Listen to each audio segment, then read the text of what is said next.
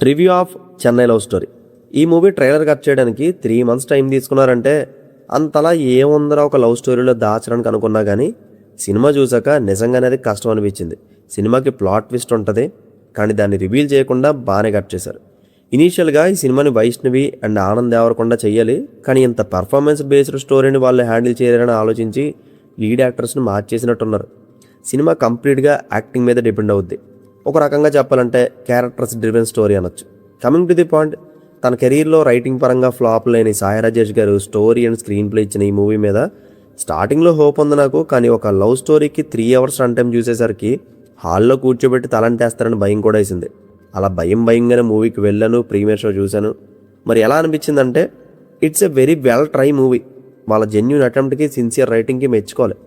అంత ఈజీ కాదు ఈ కథని హ్యాండిల్ చేయడం. సపోజ్ ఎవరికైనా నెరేట్ చేసినా నవ్వుతారేమో, ఎవరు రిస్క్ చేయలేరు కూడా. కానీ గౌరీ ప్రియ అండ్ కిరణ్ అన్న ఎలా నమ్మి చేశారో hats off to their guts.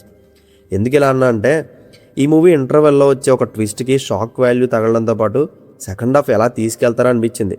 అసలు ఎంత ఆలోచించినా బుర్రకి ఏం తట్టలేదు. To be frank, second half కనుక బెల్ అయితే సినిమా మొత్తం పడుకుండిపోద్ది. అసలే ప్రీమియర్స్ సెకండ్ షో టైంలో వేస్తున్నారేమో, ఒక్కొక్కడు నిద్రలోకి జారిపోతారు. One of the toughest writing ఇది. హ్యాండిల్ చేయడం అంత ఈజీ కాదు, రాయడం పక్కన పెడితే ఎగ్జిక్యూట్ చేయడం, స్క్రీన్ ప్లే మేనేజ్ చేయడం ఇంకా కష్టం. అండ్ వీటన్నిటికన్నా అసలు రిలేటబుల్ జోన్లోనే లేని ఒక ఫిక్షనల్ స్టోరీని కన్విన్స్ అయ్యేలా త్రూ అవుట్ ఎమోషన్ క్యారీ చేయడం బిగ్గెస్ట్ ఛాలెంజ్. ఆ ఛాలెంజ్లో కంప్లీట్ సక్సెస్ అయ్యారని చెప్పను, కానీ 50% అయితే సాటిస్ఫై చేశారు నన్ను.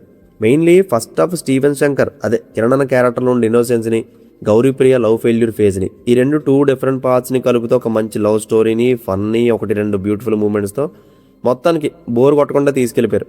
ఎమోషన్ ఎంతవరకు కనెక్ట్ అయిందని పక్కన పెడితే వీళ్ళిద్దరు పర్ఫార్మెన్స్ ఆ డ్రాబ్యాక్ కనబడకుండా చేసింది. ఇలా ఫస్ట్ హాఫ్ ఫస్ట్ నేరేషన్తో కొత్తగా అనిపించింది, నచ్చింది నాకు. కానీ సెకండ్ హాఫ్లోనే బొక్కలు ఉంటాయి. ఎమోషన్ మరీ ఎక్కువైపోయింది. అండ్ స్టీవెన్ క్యారెక్టరైజేషన్ చాలా చోట్ల ఇరిటేషన్ తెప్పించింది. దానితోడు క్లైమాక్స్ రాకుండా అక్కడక్కడే కథ తిప్పుతుంటారు. సెకండ్ హాఫ్ పెద్ద ఏం ఎక్కలేదు నాకు, ఎక్సెప్ట్ ఆ క్లైమాక్స్ పోర్షన్స్లో వచ్చే కొన్ని పే ఆఫ్ సీన్స్ బాగుంటాయి. మిగతాదంతా ఓకే అంతే. ఎంతకన్నా సెకండ్ హాఫ్లో సీన్స్ గురించి ఎక్స్ప్లెయిన్ చేయలేము, ఎందుకంటే చిన్నదిలాగినా స్పాయిలర్ అయిపోద్ది. 1 wordలో చెప్పాలంటే ఈ మూవీ ఒక ఛాలెంజింగ్ ఫిలిం. అది రైటర్స్కి, స్క్రీన్ ప్లే రైటర్స్కి, మెయిన్ లీడ్ యాక్టర్స్కి, ఈవెన్ ప్రొడ్యూసర్స్ కూడా. రాయాలన్నా, ఎగ్జిక్యూట్ చేయాలన్నా, దాన్ని నమ్మి స్క్రీన్ మీద పర్ఫామ్ చేయాలన్నా, అండ్ ఎలాంటి కథ మీద డబ్బులు పెట్టాలన్నా హై రిస్క్ ఉంటుంది. కానీ సిన్సియర్గా చేశారు వాళ్ళు, గుడ్ జాబ్. అండ్ కిరణ్ అన్న ఇప్పటివరకు చేయలేని ఒక ఇన్నోసెన్స్ యాక్టింగ్ ఇందులో మనం చూస్తాం. కొన్ని సీన్స్ లైవ్లీగా చేసేస్తాడు, కొన్ని మాత్రం మేనేజ్ చేస్తాడు. ఆ రోల్కి తను న్యాయం చేశాడు. కిరణ్ అన్న కాదు కానీ ఈ మూవీ మొత్తాన్ని భుజాల మీద మోసింది గౌరీ ప్రియనే. సినిమాలో 80% ఏడుస్తూ సీరియస్ ఎక్స్ప్రెషన్తో ఉంటుందామే. కొన్ని సీక్వెన్సెస్ తన యాక్టింగ్ పని చెప్తుంది. ఎక్సలెంట్గా చేసింది. సరిగ్గా చేయలేకపోయిందంటే సినిమా ఎత్తిపోదును, బట్ ఆమె తన పర్ఫార్మెన్స్తో సినిమా నిలబెట్టింది. అండ్ ఆమె తర్వాత క్రెడిట్స్ మణిశర్మ గారికి ఇవ్వాలి.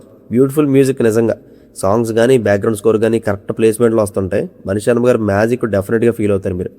ఓవరాల్గా ఒకసారి ట్రై చేయండి. లవ్ స్టోరీస్లో యూనిక్ ఎక్స్పీరియన్స్ అయితే చూస్తారు మీరు, ఫ్యామిలీతో చూసేయచ్చు.